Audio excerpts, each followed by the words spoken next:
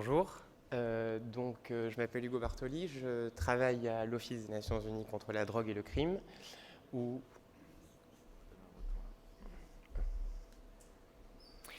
où je travaille à la fois pour deux projets qui sont le Programme mondial de contrôle de conteneurs et également un autre projet qui s'appelle le projet AirCop, qui lui se concentre sur les aéroports, de la même manière que le CCP, le contrôle des conteneurs, se focus sur sur les ports. Donc, tout simplement, une première donnée, c'est que aujourd'hui, le trafic mondial de conteneurs et le débit mondial des ports à conteneurs est en constante augmentation, malgré évidemment une baisse au moment de la pandémie, particulièrement également dans les aéroports, qui n'est pas une donnée présentée ici. Aujourd'hui, on est sur un retour en force totale des quantités, des routes de transport.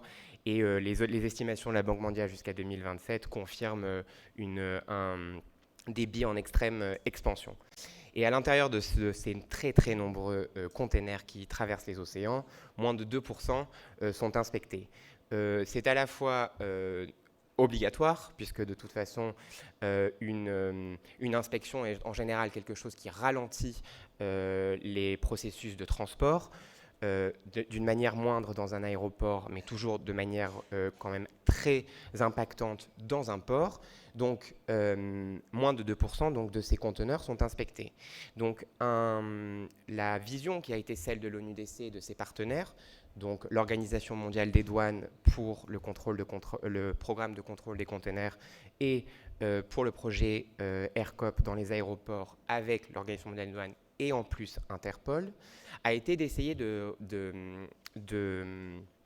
cibler les conteneurs qui sont inspectés pour éviter, donc, dans le cadre des passagers, de permettre un flot normal, des flux normaux de passagers par les aéroports, et dans les ports, d'assurer bien sûr que le commerce mondial n'est pas impacté outre mesure et exagérément par des contrôles. Donc, assez rapidement, au niveau de la chaîne du commerce illégal, on a évidemment un pays d'origine, un pays de transit, un pays de consommation et de destination.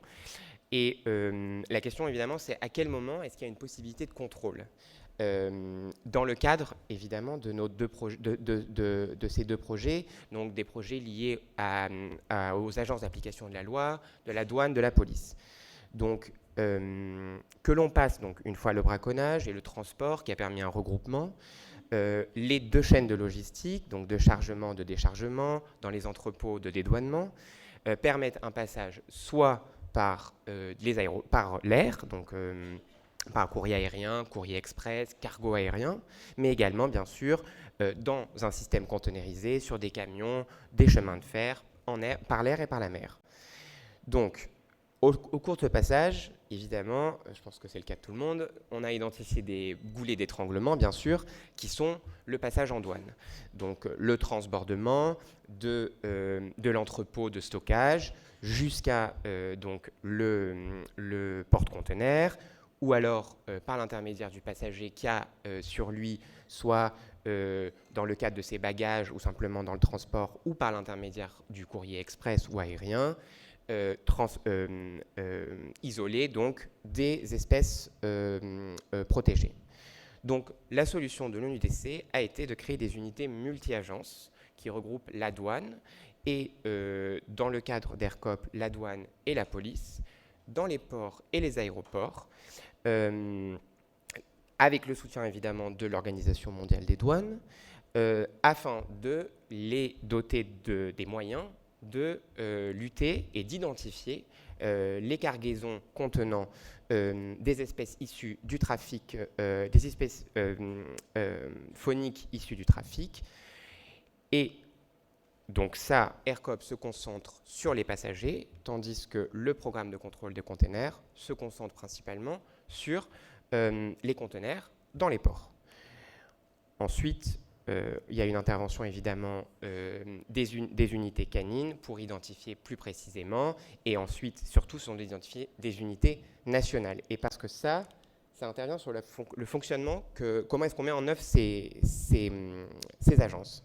Donc la première chose, c'est créer une agence. Donc ça, c'est un système qui se fait en collaboration évidemment avec l'autorité nationale, qui désigne et regroupe dans une unité, que ce soit dans un aéroport ou dans un port, des officiers des agences d'application de la loi, police, douane, mais aussi en fonction des besoins, et c'est le plus en plus souvent, des offices nationaux des eaux et forêts, au sein donc d'un groupe spécialisé. Ensuite, l'ONUDC fournit à ces agences des moyens de formation. Donc évidemment, à la base, ces projets ont été surtout imaginés au niveau du contrôle des drogues. Par exemple, le projet AirCop a été créé le long de la route de la cocaïne entre l'Amérique latine en transit par l'Afrique de l'Ouest vers l'Europe. Le contrôle des containers était initialement particulièrement concentré également sur le trafic de cocaïne. Et en fait, l'idée, c'est aujourd'hui, vu qu'on a observé de plus en plus de saisies, donc d'écailles de pangolin, d'ivoire, d'espèces vivantes, particulièrement dans les aéroports, ça a été d'éviter de se concentrer uniquement sur des saisies ad hoc qui sont faites simplement quand on a utilisé les indicateurs liés au trafic de drogue et que finalement ce qui s'est trouvé c'est que la chose saisie, la commodité saisie n'était pas de la drogue mais finalement une espèce sauvage. C'est plutôt d'essayer de mettre en place des indicateurs dont l'objectif est de cibler directement les espèces sauvages. Donc pour ça, on a évidemment un travail qui est fait au niveau des conventions CITES, de la reconnaissance des permis CITES falsifiés, et donc on offre des formations régionales ou même nationales, suivies de mentoring. On fait également ça pour le trafic de minéraux, et particulièrement le trafic d'or en Afrique centrale et en Afrique de l'Ouest. Qui permet en fait de développer les capacités pour avoir cet objectif de ciblage direct et non ad hoc, accessoire, quand ce qu'on cherchait à la base, c'était de la drogue. Ce qui est très important, c'est la coopération interagences, bien sûr, puisque les mandats qui sont délivrés à ces différentes agences d'application de la loi ne sont pas les mêmes. Et pour avoir la capacité justement à agir sur l'intégralité de la surface portuaire et la surface aéroportuaire, il est essentiel de créer et de promouvoir cette coopération entre agences. Aujourd'hui, on fonctionne évidemment dans un principe que les agences les unités interagences que nous créons sont des unités nationales. C'est ce qui permet aussi évidemment d'assurer leur viabilité sur le long terme. Mais où simplement l'ONUDC et ses agences partenaires sont en soutien de l'existence d'agences nationales. Ce qui est essentiel pour cette mise en œuvre, et ce que sont avant tout AirCop et le programme de contrôle des containers, ce sont des réseaux de communication. Donc une fois qu'on a créé ces agences, qu'on les a formées, qu'on les a souvent équipées également, ce que nous apporte vraiment au cœur de notre coopération avec l'Organisation mondiale des douanes et Interpol, c'est l'accès à des logiciels de communication que sont le ContainerCom pour les containers et le CENTCOM pour les aéroports. Donc ils permettent en fait aux différentes agences, aux différentes cellules des réseaux AirCop et CCP d'échanger entre elles par l'intermédiaire de messages d'alerte auquel est reçue une réponse, et ensuite un message de saisie qui indique quand une saisie a été faite.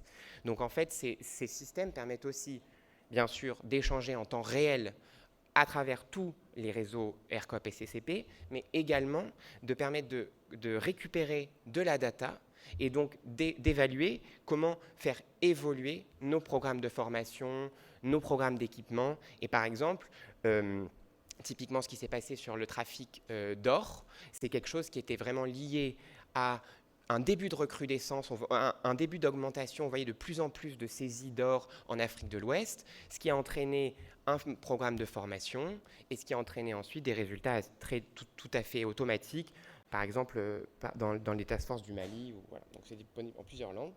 Et donc on a des réseaux assez importants, particulièrement au programme de contrôle des containers, puisqu'il y a donc 101 unités de contrôle des ports, 31 unités de contrôle du fret aérien. Donc dans les pays où le programme AirCop n'est pas présent, le programme des containers ouvre des unités de contrôle qui sont dédiées exclusivement au cargo aérien, et 71 pays participants.